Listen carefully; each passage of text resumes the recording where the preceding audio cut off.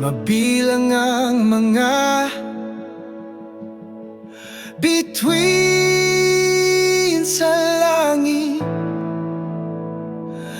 Naniwala siya kahit wala siyang anak.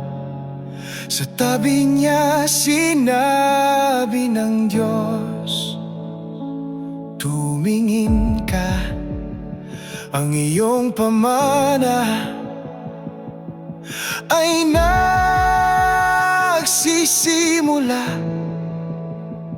at nagtiwala si Abraham sa hirap at ginhawa. Iniwan niya ang kaniyang tahanan patungo sa mga lupaing hindi alam. Ginagabayan lamang ng tinig ng Diyos lamang.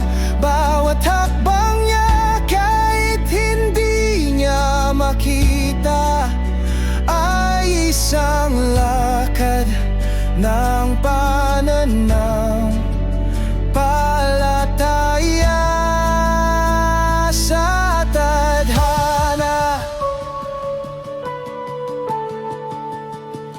Gusto kong lumakad tulad ni Abraham, malakas sa paniniwala,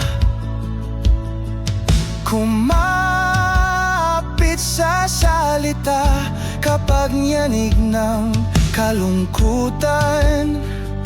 Kapag hindi ko nakikita, tatayo pa rin ako, pinangunahan ng kaniyang pangako.